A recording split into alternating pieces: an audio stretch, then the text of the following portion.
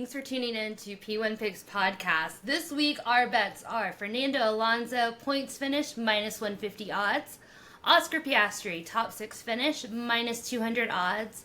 And then finally, we have Sergio Perez, top 6 finish, plus 145 odds. Good luck and enjoy the podcast.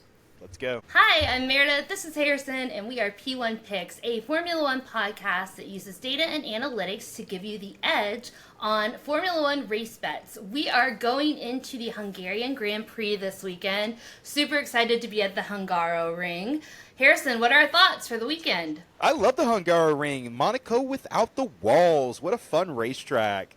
Except there's going to be no overtaking. So when no one overtakes down the front straight, don't tell me that we didn't see overtakes in Hungary, because that's not what happens at the Hungaroring.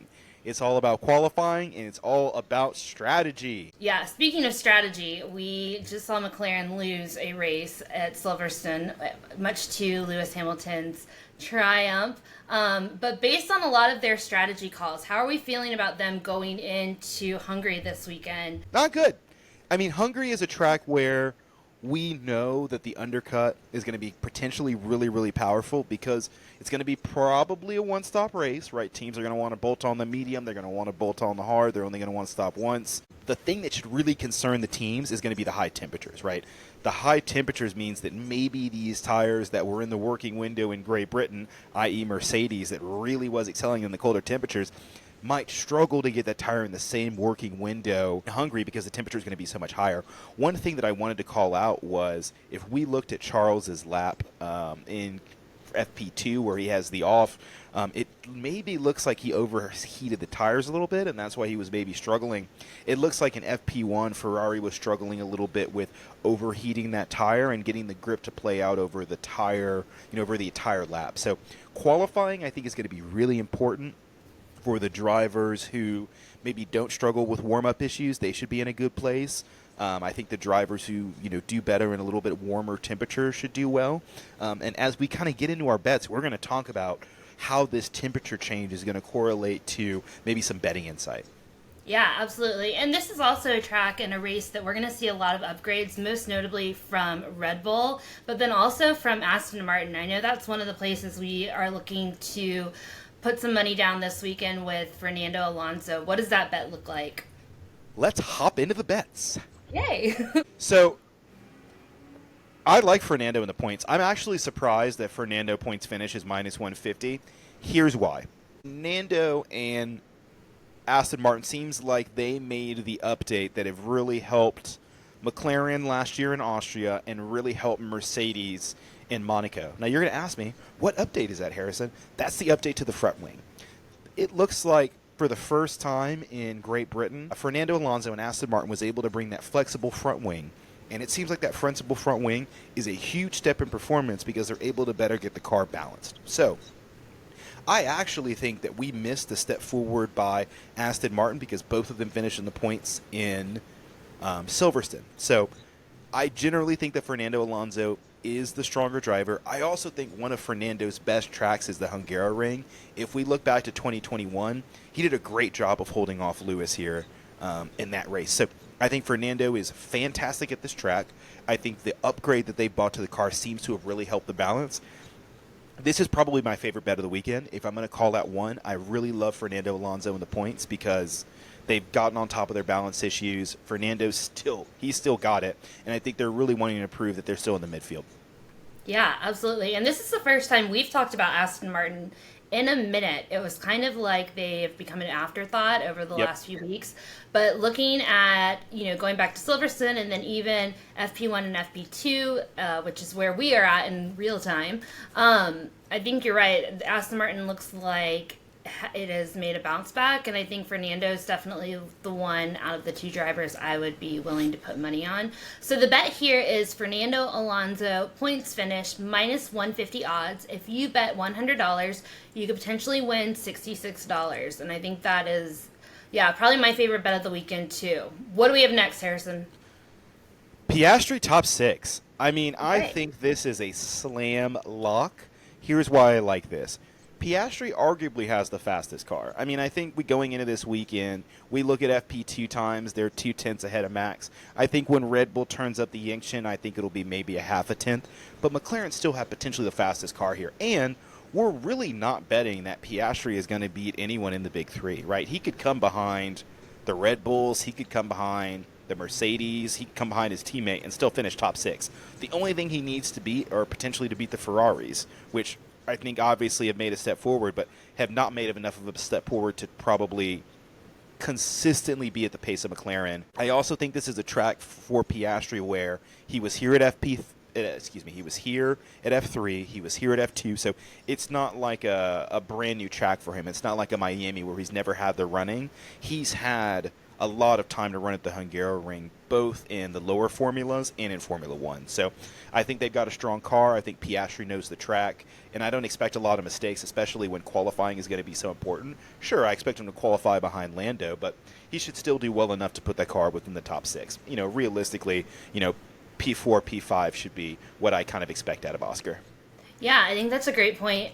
Going back to McLaren and those strategy issues that we saw last week at Silverstone, I feel like these almost plague Oscar even more than Lando at times. Are we worried at all, preferential treatment-wise or strategy-wise, or is this going to be such a race dependent on qualifying that we'll kind of have a better answer after that?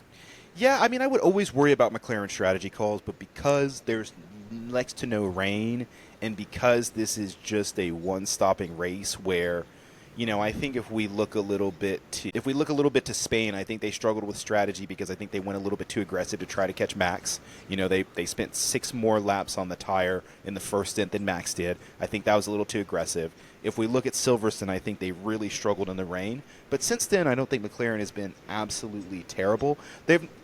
They haven't put the strategy together in the way that Mercedes and Red Bull are, but they're not necessarily Sauber levels of incompetence, right? They're still going to do a good job. And I think in a track where qualifying matters so much, they know that they don't want to lose track position. They know that that's going to be important to setting up their strategy. And so I think they'll be very careful of making sure that they're not going to get undercut or overcut again.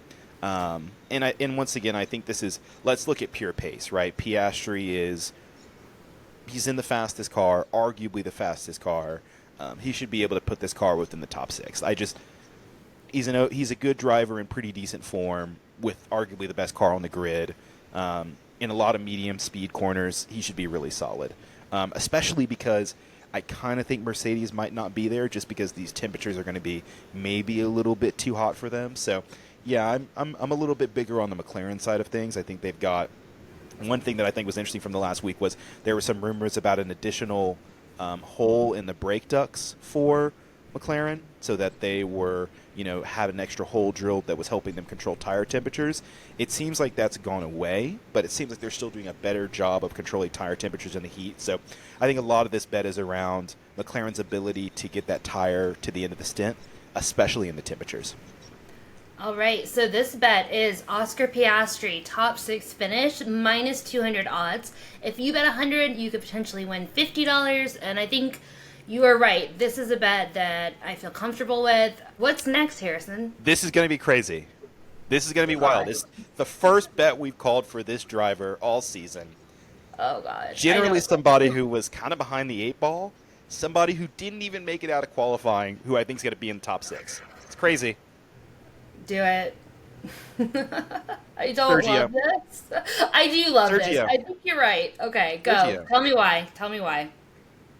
3 main reasons. 1, there is a foot up Sergio's behind this weekend.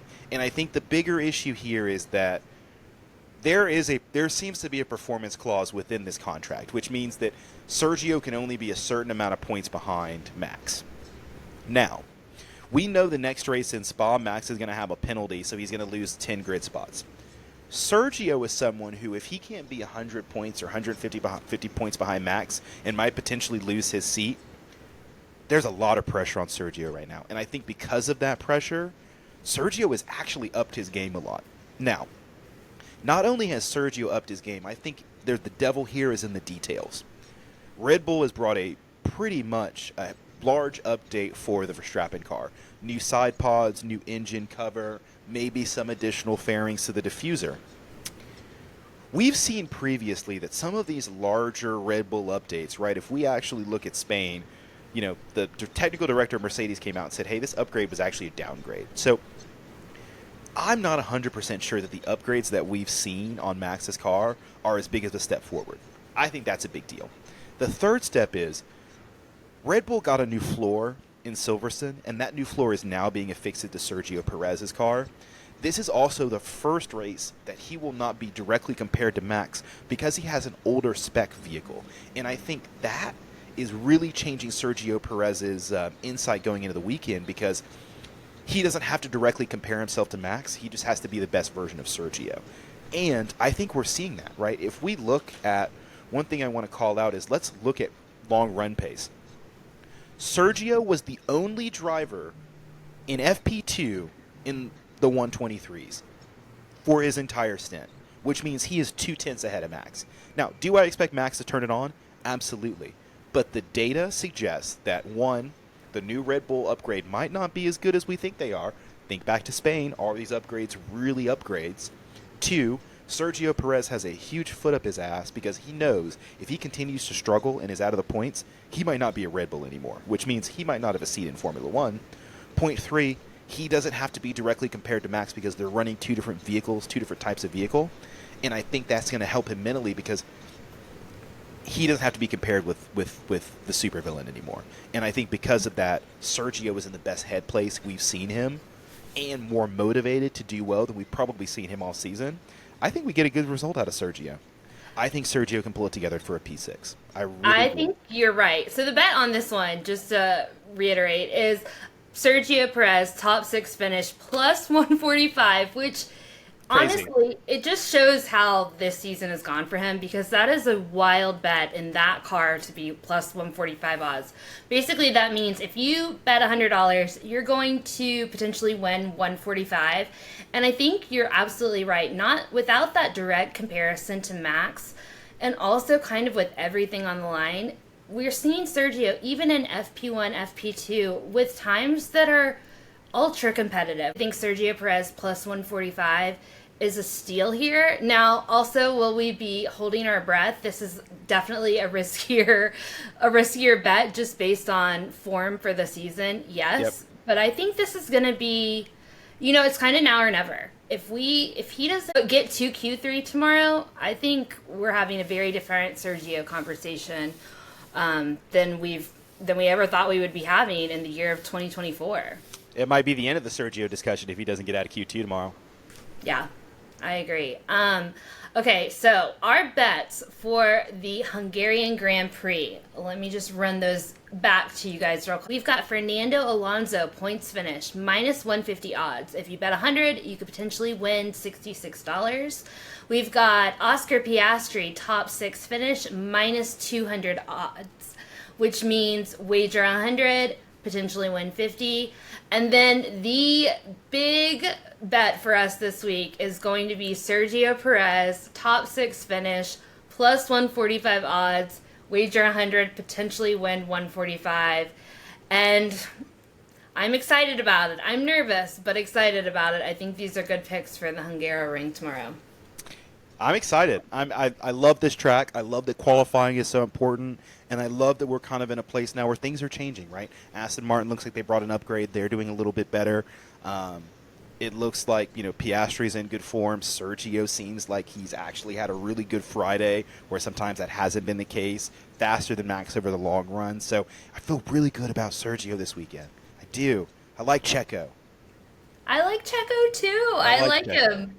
I think a top 6 finish is in the realm of possibility, which is not For something plus I would have said 145, last week. he's closer than the plus 145 bet intrigues. And I think that's Yeah. why we're talking about this, is like, he's closer. He's more like a plus 100, right? He's more like a, something in that ways. To be able to say that he's that far off a top 6 finish maybe underestimates how good the Red Bull upgrade is and just how good Sergio is on his day. Yeah, I agree. I think it's wild to think that plus 145 for Sergio top six finish both would have seemed inconceivable last year, but then also kind of inconceivable this year for two very different reasons, right? Like, Yep. of course, he'd be a top six finisher. I don't think you'd ever get these odds last year. This year, it's almost inconceivable that he could be in the top six just based on form to date, but I think you're right. This is the race for him to do it, and I think we'll have a much clearer insight after tomorrow in qualifying. That's really where we're gonna get a lot of our insight for this race, just because, like you said, this is Monaco without the walls. There will be no overtaking. There will be strategy, but it's one stop, so not as much room for error there. And I'm really excited to see how this race turns out. Anything else first? Oh, Harrison, please give me a breakdown of this track really quick, because I feel like you do such a good job of simplifying what we need to look out for and what are kind of the main characteristics from track to track. Hungaroring. One thing I want to call out about the Hungaroring here, most important piece is not a long enough straight for DRS to be very effective. So even though DRS zone is about halfway through, this is not a long enough straight for cars to overtake with DRS. A lot of the overtaking maneuvers we're going to see are going to be cars trying around this turn 2, which is a really wide, sweeping, almost like 180 degrees. You'll see cars try to work that outside line. Generally, drivers are going to try to defend the inside line. One thing I do want to call out is kind of after you get through turns 1 and turn 2, there's generally no overtaking area the rest of the track, because a lot of this is high and medium speed corners. It's really, really, really hard to kind of follow cars. Sometimes you'll see people get kind of crazy. I'd say lap 1, turn 12 is going to be an opportunity for you to make an overtake. But realistically, you've either got to get the overtake done to start the race. You've got to try to get, a really good DRS. And realistically, you've got to make sure that you've got a difference in tires if you're really going to try to overtake here. But generally, this is the Monaco without walls. So I think overtaking is going to be a challenge here.